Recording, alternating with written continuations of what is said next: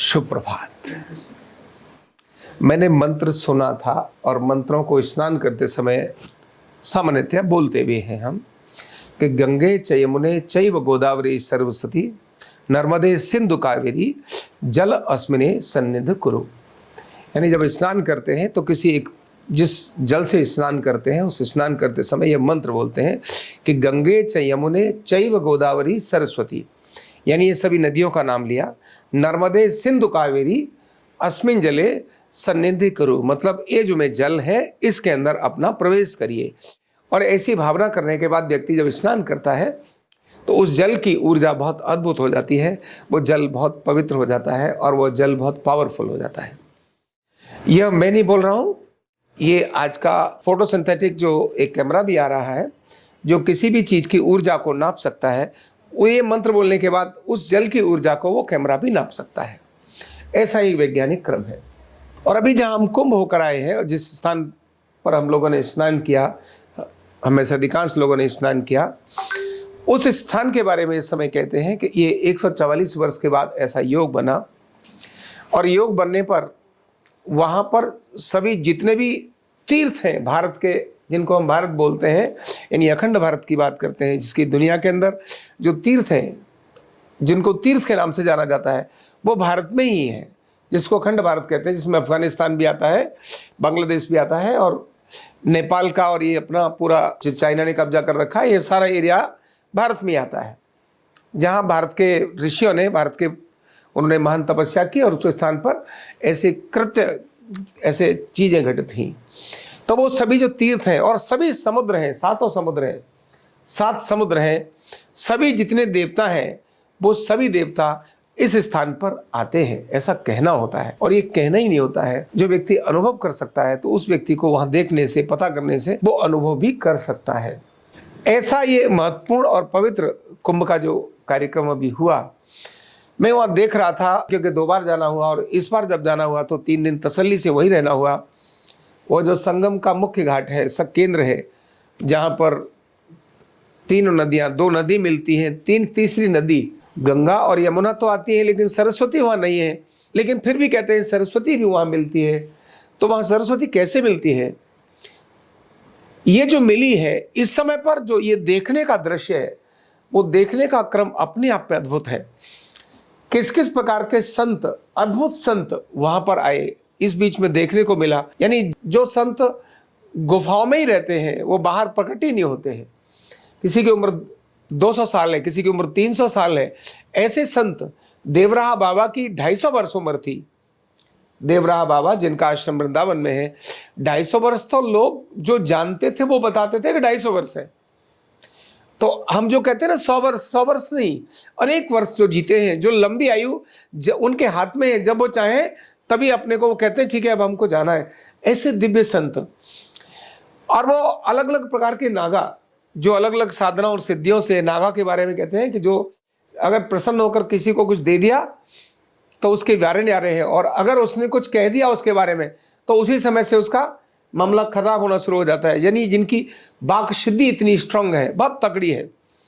ऐसे अनेक जिनको न सर्दी लगती है न गर्मी लगती है, और वो हर समय प्रकृति के समान जिस प्रकार के रहते हैं, वो सभी, यानी इतने लाखों लोग एक साथ इकट्ठे होना, ये अपने आप में एक ऊर्जा को प्रमाणित करता है। मैं इसको दूसरी प्रकार से भी जानता हूँ कि आप कोई एक चीज कहीं रखी हो, वो अपने आप कैसे सुगंधित कर देती है।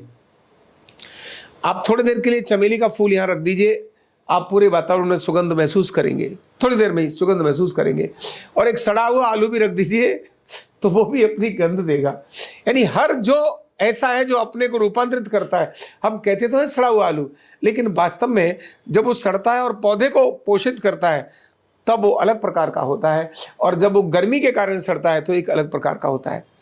ये सारे संत हैं, सारे ऋषि हैं, ये सभी प्रकार के लोग हैं, ये सभी दिव्य ऊर्जाएं हैं। ये जो तीसरा मिलता है वहां पर, ये इसी प्रकार का सरस्वती को ज्ञान, अभी हमने बसंत पंचमी का स्मरण किया, सरस्वती का स्मरण किया, मतलब कौन? ज्ञान की देवी। तो जहाँ यमुना भी मिलती है, जहाँ गंगा भी मिलती है, और जहाँ पूरा ज्ञान, जो वास्तव में ज्ञान यही है, जिनको हमने तारों को जिसके बारे में पढ़ा, ग्रहों के जिस प्रकार से जिसके बारे में पढ़ा, हमने प्रकृति के बारे में जिस प्रकार पढ़ा, तो जो ज्ञान जहाँ से आया, जो वेदों में लिखा हुआ है, जो ग्रंथों में लिखा हुआ है, वो ज्ञान ऐसे ऋषियों ने ही हमारे सामने घटित किया। उन्होंने अनुभव किया उस प्राकृतिक ज्ञान को। वो ज्ञान तो था ही, क्योंकि वो ऋषियों ने दिया ऐसा नहीं है, वो ज्ञान था। उसको हमारे भौतिक रूप में प्रकट कर देना ये उन्होंने किया। जैसे ऐसा नहीं है कि अग्नि नहीं है, अग्नि तो सर्वत्र है, लेकिन जिसने प्रकट करके ऐसे दिखा दी, मतलब वो अग्नि हमारे सामने प्रकट हो गई। अग्नि तो सर्वत्र है। तो इस प्रकार की चीजें जो प्रकट करने की जो ताकत रखते हैं, ऐसे दिव्य संत वहां पर इस समय इकट्ठे हैं। ऐसा एक अद्भुत स्थान है। ऐसा ये जो सारा कुछ है क्रम, ये वास्तव में ऊर्जाओं को घटित करता है। ऊर्जा, चार्ज और डिस्चार्ज। बैटरी चार्ज है तो प्रकाशित होगी, करेगी बल्ब को, और डिस्चार्ज है तो प्रकाशित नहीं करेगी। तो प्रकाशित होना और प्रकाशित ना होना, ये दोनों प्रक्रियाओं को डालने का क्रम करता है। तो सकारात्मक और नकारात्मक ये दोनों ऊर्जाएं काम करती हैं। इस समय कुंभ का क्षेत्र एक बड़ी सकारात्मक ऊर्जा से रहता है। जिन्होंने रात बिताई, जो लोग वहां रह करके रात बिताई, और जिन्होंने वहां अनुभव किया, और जिन्होंने वहां के वाइब्रेशंस को अनुभव किया, जो चिंता में ही लगे रहे। मैंने कहा ना, दोनों प्रकार की ऊर्जा रहती है। उस कुंभ के अंदर भी लोग नेगेटिव चीजें देख लेते हैं। बहुत बार व्हाट्सएप आते हैं, बोले देखो इतना करोड़ रुपए, इतने 1000 करोड़ रुपए खर्च कर दिया, उसने नेगेटिव देख लिया कुंभ के अंदर भी। तो सोच भी तो अपनी है ना, जिसके पास जो है वो वही तो प्रदर्शित करेगा, और करेगा क्या। और एक दूसरी तरफ हजारों लोग वहां जिनको रोजगार मिला, बाइक वाले हैं उनको भी रोजगार मिला है। बाइक वाले कहाँ कहाँ दूर दूर तक जा रहे हैं, सामान बेचने वाले हैं, कितने लोग जो दूर दूर से आकर अपने छोटी छोटी चीजों को रोजगार करते हैं। क्योंकि वहां जो व्यक्ति जा रहा है कुंभ में, हम में से गरीब भी कुछ न कुछ देकर आता है, लेकर नहीं आता। चोरी और उच्चक्की करने के लिए, सामान उठाने के लिए, खाना खाने के लिए नहीं जाता। वो कहीं ना कहीं मंदिर में, किसी स्थान पर, कहीं फूल वाले से मैंने कुछ देगा ही। तो जितना उसके ऊपर खर्च किया उससे अधिक वो देने की प्रक्रिया में आता है। तो कुंभ जो है एक बहुत बड़ी अर्थव्यवस्था का कारण भी है। तो जिसके पास जैसी सोच है वो उसी प्रकार से उसके दर्शन भी करता है। वास्तव में इसके दर्शन किस प्रकार किए, ये हमारी अपनी सोच पर निर्भर करता है। तो भारत में ऊर्जा पर काम करने का बहुत बड़ा जो प्रक्रम बहुत समय से चला है, सकारात्मक और नकारात्मक ऊर्जा, यह सकारात्मक ऊर्जा का ही एक बड़ा प्रक्रम है, उपक्रम है, जो कुंभ के रूप में हम लोगों ने किया।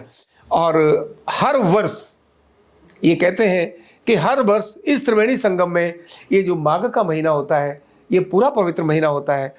जिस प्रकार हम पितृपक्ष में पितरों का तर्पण करते हैं, इसी प्रकार माघ के महीने में प्रयागराज के अंदर सभी तीर्थ, सभी देवता, सभी नदियां उसी जगह पर आती हैं।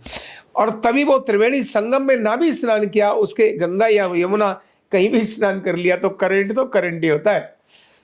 ऊर्जा ही होती है, करंट तो करंट ही है। जल वहां पर कितना भी गंगा और यमुना गंदी होकर गई हो, लेकिन वहां के भी जल को अगर आप लेकर आएंगे तो वो जल सड़ेगा नहीं, खराब नहीं होगा। ये इस बात का प्रमाण है कि ऊर्जा कुछ होती है। और वही जल आप किसी गंगा से निकली हुई, गंगा नहर का जल अगर आप वहां से 100 किलोमीटर दूर से लेकर आएंगे तो उसका पानी सड़ जाएगा, गंगा नहर का पानी सड़ जाएगा। अधिकांश नदी और नाले जो उत्तर भारत में बह रहे हैं वो गंगा और यमुना से ही निकले हुए नाले हैं। लेकिन अगर आप वहां से जल लेकर आएंगे, गंगा के प्रवाह में से जल लेकर आएंगे, तो वो जल शुद्ध रहेगा। और उससे दूर जाकर अगर नाले से किसी से नहर से लेंगे तो वो जल खराब हो जाएगा। ये इसी बात को प्रमाणित करता है कि ऊर्जा कुछ होती है। तो सकारात्मक और नकारात्मक ऊर्जा में हम अपने अंदर कौन सी ऊर्जाओं को धारण करते हैं, हम कौन सी चीज को ध्यान में रखते हैं।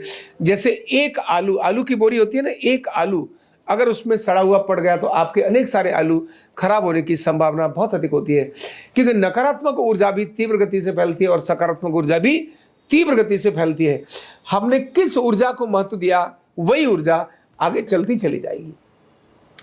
तो नकारात्मक और सकारात्मक ऊर्जाओं के इस दिव्य कुंभ से हमको निश्चित ही अपने अंदर भी इस चीज की ऊर्जाओं को लाने की आवश्यकता है कि हमारे मन में कौन सी ऊर्जा जलती है, हमारे मन में सकारात्मक ऊर्जा जलती है या नकारात्मक ऊर्जा को हम महत्व देते हैं।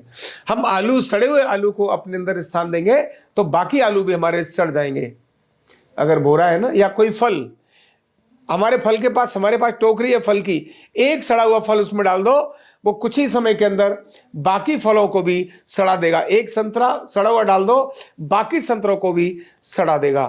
तो इस प्रकार हमें कौन सी ऊर्जा पर काम करना है, ये भव्य और दिव्य कुंभ हमारे को हमारे अपने मानसिक ऊर्जाओं को भी मंथन करने का एक बहुत बड़ा प्रेरणा का कारण भी बनता है। बहुत बहुत धन्यवाद।